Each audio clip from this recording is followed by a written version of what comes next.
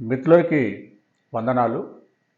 నాకు ఇటీవల చాలా కాలం తర్వాత ఈ సర్వీస్ మ్యాటర్స్లో గౌరవ హైకోర్టు డివిజన్ బెంచ్ నుంచి ఈరోజు ఒక ఈ హారిజాంటల్ రిజర్వేషన్ మీద తీర్పు వెలువడింది.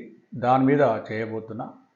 ముందుగా ఎందుకంటే నాకు సమయం ఉండదు కాబట్టి చాలా అంశాల మీద డీటెయిల్గా నేను చెప్పే అంత కెపాసిటీ ఉన్నా కూడా ఈ సమయం లేక చాలా వీడియోలు చేయడం లేదు. సరే, ఏదేమైనా మన రిక్రూట్మెంట్లు, ఈపీఎఫ్, తర్వాత సర్వీస్ మ్యాటర్స్, ఇతర సోషల్ సామాజిక అంశాల మీద వీలైనన్ని సాధ్యమైనన్ని కొన్ని వీడియోలు మేము ముందు తీసుకొచ్చే ప్రయత్నం చేస్తున్నాను. నా యొక్క వీడియోలకు వేల మంది ఆదరణ, వేల మంది చూస్తున్నప్పటికీ చాలామంది సబ్స్క్రైబ్ చేయడం లేదు. మిత్రులకు మరొకసారి రిక్వెస్ట్ ఏంటంటే, ఈ ఛానల్ ఎవరైతే సబ్స్క్రైబ్ చేయలేదో తప్పకుండా సబ్స్క్రైబ్ చేయండి. తర్వాత వీడియో నచ్చినట్లయితే మీ మిత్రులకు కూడా షేర్ చేయాలని విజ్ఞప్తి చేస్తూ, మనకి ఈరోజు వచ్చినటువంటి డివిజన్ బెంచ్ తీర్పు ఒక హిస్టారికల్ జడ్జిమెంట్ అనే చెప్పాలి. గతంలో డివిజన్ బెంచ్ తీర్పులు హారిజాంటల్ రిజర్వేషన్ మీద ఉన్నప్పటికీ ఈరోజు కూడా మరొక తీర్పు ఇవాళ విద్యుత్ సంస్థలలో TGSPDCL, southern power distribution company of Telangana limited, అంటే టీజీఎస్పీడీసీఎల్లో ఈ గత 2022లో నోటిఫికేషన్ ఇది. వీళ్ళకు అదే సంవత్సరము ఈ రిక్రూట్మెంట్ కూడా అయిపోయింది. దాంట్లో ఏంటంటే ఉమెన్ రిజర్వేషన్ని వర్టికల్గా ఇంప్లిమెంట్ చేయడము, కొంతమంది మెరిట్లో ఉన్నటువంటి అభ్యర్థులకు ఉద్యోగాలు రాకపోవడము, ఒక ఇద్దరు అభ్యర్థులు ఎవరైతే ఎఫెక్టెడ్ పార్టీ ఉన్నారో వాళ్ళు ఇమీడియట్గా, ఎందుకంటే గతంలోనే గ్రూప్ 1, గ్రూప్ 2 అనేక ఈ గురుకుల రిక్రూట్మెంట్స్ కానీ, ఏడబ్ల్యూ కానీ, ఏఈ కానీ చాలా రిక్రూట్మెంట్లలో మనకు తెలిసిన విషయమే. 2022లో గౌరవ తెలంగాణ హైకోర్టు హిస్టారికల్ జడ్జిమెంట్ ఇస్తూ ఈ టీజీపీఎస్సీ పబ్లిక్ సర్వీస్ కమిషన్ నిర్వహిస్తున్న నియామకాలు కానీ లేదా ఇతరత్ర నియామకాలలో కూడా ఈ సమాంతర రిజర్వేషన్లు, అంటే వర్టికల్ రిజర్వేషన్లు, హారిజాంటల్ రిజర్వేషన్ల మీద ఒక క్లారిటీ ఇస్తూ ముఖ్యంగా మహిళా రిజర్వేషన్లను సమాంతరంగా అమలు చేయాలని చెప్పేసి తీర్పు రావడము, ఆ తీర్పులను ఆధారంగా చేసుకొని ఎస్పీడీసీఎల్లో సబ్ ఇంజనీర్ ఉద్యోగాలకు 2001 పోస్టులకు నోటిఫికేషను 2022లో మే 9న జారీ చేయడం జరిగింది. దీని లోపల నోటిఫికేషన్లో, ఎందుకంటే గతంలో ఈ ఉమెన్ రిజర్వేషన్ హారిజాంటల్ ఉండడము, తర్వాత 100 పాయింట్ల రోస్టర్ సిస్టంలో ఉమెన్లకి స్పెసిఫిక్గా ఇయర్ మార్క్ చేయడము, కేటాయించడము, దాంతో దాదాపుగా 101 పోస్టులను మహిళలకు కేటాయించడం జరిగింది. అంటే అన్ని కేటగిరీలలో ఎస్సీ, ఎస్టీ, బీసీలలో ఏబిసిడిఈ, అదేవిధంగా ఈడబ్ల్యూఎస్ కానీ ఇలాంటి వాటిలలో మొత్తం మహిళలకు మొత్తం నోటిఫై అయిన ఉద్యోగాలు 201 అయితే 101 పోస్టులని మహిళలకు కేటాయించడం జరిగింది. దీని లోపలికి కేటగిరీ వైజ్ కూడా వాళ్ళకి రావాల్సిన 33.33% కంటే కూడా ఎక్కువ పోస్టులను కేటాయించి నోటిఫికేషన్లో ఇవ్వడం జరిగింది. దాంతో ఎందుకంటే ఈ రిక్రూట్మెంట్ నోటిఫికేషన్ ఇచ్చిండ్రు, రిటర్న్ టెస్ట్ అయిపోయింది. దాని తర్వాత గ్రూప్ 1 విషయంలో ఈ మహిళా రిజర్వేషన్లు సమాంతరంగా అమలు చేయాలని చెప్పి ఆ జడ్జిమెంట్ వచ్చిన తర్వాత ఈ సబ్ ఇంజనీర్ అభ్యర్థులు, ఒక ఇద్దరు అభ్యర్థులు గౌరవ హైకోర్టులో రిట్ పిటిషన్ వేసుకోవడము, రిట్ పిటిషన్ నంబర్ 38124 ఆఫ్ 2022, ఇంకొక రిట్ పిటిషన్ నంబరు 2246 ఆఫ్ 2023. ఈ రెండు రిట్ పిటిషన్లు గౌరవ హైకోర్టు ముందుకు వచ్చినప్పుడు సింగిల్ జడ్జి న్యాయమూర్తి గారు జూన్ 3వ తారీఖు 2024న ఒక తీర్పు ఇవ్వడం జరిగింది. ఏమనంటే ఇలా మహిళా రిజర్వేషన్లను లేదా దివ్యాంగుల రిజర్వేషన్లను, పర్సన్స్ విత్ డిజబిలిటీ ఇలాంటి రిజర్వేషన్లు, స్పోర్ట్స్ కానీ లేకపోతే ఎక్స్ సర్వీస్ మెన్ కానీ అంటే women reservation, PWD, PH reservation, sports quota, తర్వాత ఎక్స్ సర్వీస్ మెన్ కోటాలు సమాంతరంగా అమలు చేయాలి, హారిజాంటల్గా అమలు చేయాలి. ఎందుకంటే ఈ రాజ్యాంగం ప్రకారంగా రిజర్వేషన్ 2 రకాలు. దీని మీద historical judgements 1992లో Indra Sawhney versus union of India, దాని తర్వాత Rajesh Kumar Darya versus state of Rajasthan public service commission, తర్వాత చాలా తీర్పులు మన గౌరవ హైకోర్టు కూడా చాలా తీర్పులలో ఈ వర్టికల్ హారిజాంటల్ రిజర్వేషన్ మీద, ఈ హారిజాంటల్ రిజర్వేషన్ అనేది కంపార్ట్మెంటల్ రిజర్వేషను, ఈచ్ కేటగిరీలో వాళ్ళకు 33.33% అమలు చేయాలని అనేక తీర్పులు ఉన్నాయి. వాటిని ఆధారంగా చేసుకొని ఇద్దరు అభ్యర్థులు రిట్ పిటిషన్ వేసుకోవడము, అప్పటికే రిక్రూట్మెంట్ కూడా అయిపోయింది, అంటే అపాయింట్మెంట్ ఆర్డర్స్ కూడా ఇవ్వడం జరిగింది. అయినప్పటికీ హైకోర్టు ఏం చెప్పిందంటే అట్లా మహిళా రిజర్వేషన్లను వర్టికల్గా భర్తీ చేయడం తప్పు. ఒకవేళ వర్టికల్గా అమలు చేసినట్లయితే ఈ జనరల్ అభ్యర్థులకు, అంటే పురుష అభ్యర్థులకు ఎవరైతే మెరిట్లో ఉన్నారో వాళ్ళకి అన్యాయం జరుగుతుందో, అట్లా చేయకూడదు, ఇమీడియట్గా అపాయింట్మెంట్స్ని రివ్యూ చేయండి అని చెప్పేసి గౌరవ హైకోర్టు 2024 జూన్ 3వ తారీఖు ఆర్డర్స్ ఇచ్చింది. అయినా కూడా ఇలా మనకు ఎస్పీడీసీఎల్ అధికారులు ఇంకా ఈ తీర్పులు మాకు సంబంధం లేదా, మళ్ళీ అప్పీల్కి వెళ్ళడం జరిగింది. నిన్ననే మన గౌరవ హైకోర్టు ఎందుకంటే తీర్పును వెలువరిస్తూ వాళ్ళ యొక్క అప్పీల్స్ని డిస్మిస్ చేయడం జరిగింది.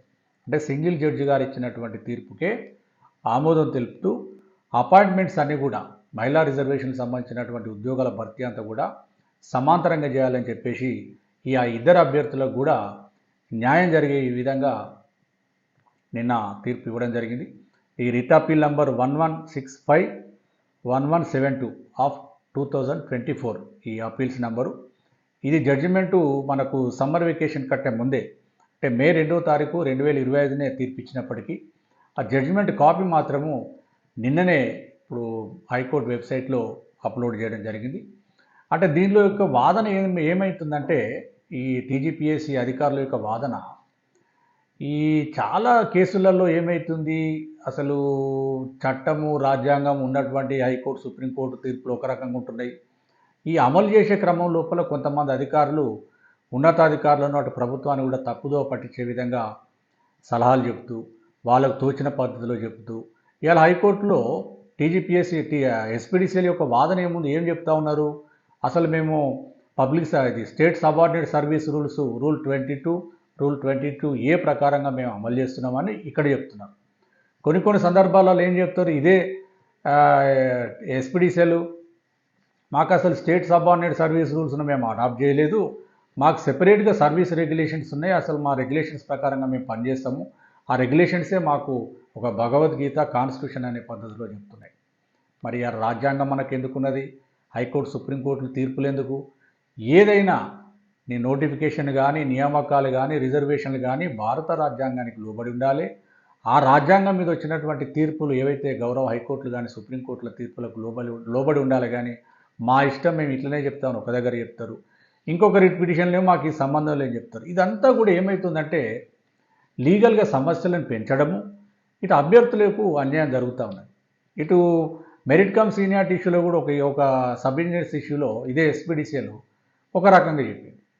ఆ మెరిట్ కమ్ ఇప్పుడు అసలు మరి గౌరవ హైకోర్టులు కానీ ఇట్లాంటి కేసులు ఎంటర్టైన్ చేయకుండా ఇక ముందు కూడా గౌరవ హైకోర్టు ఇట్లాంటి కేసులను ఎంటర్టైన్ చేయకుండా పెనాల్టీలు పనిష్మెంట్లు ఇస్తాయిగా తప్ప ఈ యంత్రాంగంలో ఈ అధికారులలో మార్పు వచ్చే అవకాశం మనకు కనబడతలేదు. దీనిలో చెప్పిన వీళ్ళ వాదన ఏంటంటే మేము స్టేట్ సబార్డినేట్ సర్వీస్ రూల్స్ ప్రకారంగానే చేస్తున్నాము, అయినా ఈ హారిజాంటల్ సంబంధించినటువంటి జీవోలు 2023లో జీవో నంబర్ 3 కానీ జీవో నంబర్ 35 2023లో వచ్చినాయి. మరి ఈ నోటిఫికేషన్ 2022కి సంబంధించింది, మాకు దీనికి ఇది వర్తించదని ఒక దగ్గర చెప్తారు. ఒక పారాగ్రాఫ్లో ఏం చెప్తారు, లేదు మేము Telangana state subordinate service rules ప్రకారంగా పనిచేస్తున్న ఒక దగ్గర చెప్తారు. ఇంకొక పారాగ్రాఫ్లో ఏం చెప్తారు, మా సర్వీస్ రెగ్యులేషన్స్ ప్రకారంగా మేము చెప్తున్నాం, మాది అటానమస్ బాడీ, మేము ఇట్లనే చేస్తామని చెప్తున్నాం. అంటే ఇట్లా వాళ్ళకు తోచిన విధంగా మరి గౌరవ సీఎండీ గారు కానీ ఉన్నతాధికారులను తప్పుదో పట్టించే విధంగా ఈరోజు కొంతమంది న్యాయవాదులు మాత్రం పనిచేస్తూ ఉన్నారు. అది నిజంగా ప్రభుత్వము ఇలాంటి న్యాయవాదులకు కేసులు ఇవ్వకండి, ఎందుకంటే అటు నిరుద్యోగులకు ఉసురు తగులుతుంది, మన సంస్థలకు కూడా మంచిది కాదు.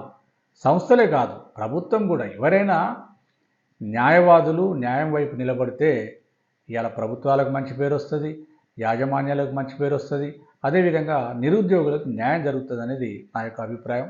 మరి ఎవరిని కూడా నేను క్రిటిసైజ్ చేయడం లేదు. ఈరోజు లేటెస్ట్గా రిట్ అప్పీల్ అంటే విద్యుత్ సంస్థలలో ఈ హారిజాంటల్ రిజర్వేషన్ మీద క్లారిటీగా జడ్జిమెంట్ వచ్చింది కాబట్టి నేను ఇది మీ అందరి ముందుకు తీసుకొచ్చే ప్రయత్నం చేస్తున్నాను. ఏదేమైనా కూడా మరి అలా రిట్ అప్పీల్ డిస్మిస్ అయిపోయింది. ఎస్పీడీసీల యొక్క రిట్ అప్పీల్స్ 2 అప్పీల్స్ కూడా డిస్మిస్ అయినాయి. మరి గౌరవ సింగిల్ జడ్జి గారు ఇచ్చిందే న్యాయం అని చెప్పి డివిజన్ బెంచ్ చెప్పింది. మరి ఆ జడ్జిమెంట్ని ఇంప్లిమెంట్ చేస్తారా లేదా మరి సుప్రీంకోర్టులో మళ్ళీ ఎస్ఎల్పి వేసి అక్కడ కూడా భంగపాటు పడతారా అనేది మనకు తెలియదు. ఏదేమైనా ఈ రిక్రూట్మెంట్స్, రూల్స్, రెగ్యులేషన్స్ అన్నీ కూడా established law. Vertical reservation, horizontal reservation, selection procedure, తర్వాత సెలక్షన్ స్టెప్స్, తర్వాత మెరిట్ కమ్ సీనియారిటీ అంటే fixation of seniority among the direct recruits. అంటే రిక్రూట్మెంట్ అయ్యేంత వరకు మాత్రమే రోస్టర్ సిస్టమ్. ఒకసారి రిక్రూట్మెంట్ అయిపోయిన తర్వాత ఎవరైతే ఆ రిటర్న్ టెస్ట్ రాసి ఉన్నారో, ఎవరైతే ఆ సెలక్షన్ ప్రాసెస్లో మార్కులు వచ్చినాయో ఆ మార్కుల ప్రకారంగా ర్యాంక్ ప్రకారంగానే సీనియారిటీని ఫిక్స్ చేసేదానికి చాలా ఎస్టాబ్లిష్డ్ లా. ఎన్నో తీర్పులు ఉన్నాయి. మన సర్వీస్ రెగ్యులేషన్స్ కూడా అదే చెప్తున్నది. స్టేట్ సబార్డినేట్ సర్వీస్ రూల్స్ కూడా అదే చెప్తా ఉన్నది. ఎందుకంటే మరొకసారి విద్యుత్ సంస్థలలో ఉన్నటువంటి గౌరవ సిఎండీలు, తర్వాత ఉన్నతాధికారులకు విజ్ఞప్తి. అదేవిధంగా మనకు రాష్ట్ర ప్రభుత్వము గౌరవ ముఖ్యమంత్రి గారు రేవంత్ రెడ్డి గారు, మరి గౌరవ ఉప ముఖ్యమంత్రి గారు బట్టి విక్రమార్క గారికి, ఇతర ఉన్నతాధికారులందరికీ కూడా నిరుద్యోగుల తరఫున నా యొక్క విజ్ఞప్తి ఏంటంటే, ఈ రూల్స్ రెగ్యులేషన్స్ని పక్కాగా పకడ్బందీగా సెలక్షన్లో కానీ నోటిఫికేషన్లో వచ్చే విధంగా మీరు తగు చర్యలు తీసుకోండి. అనవసరమైన కేసులకు తావీయకుండా నియామకాలు చేపట్టి నిరుద్యోగులకు న్యాయం చేసి నిరుద్యోగుల యొక్క మన్ననలను ప్రభుత్వం పొందాలని నేను ఆశిస్తూ ముగిస్తున్నాను. Thank you.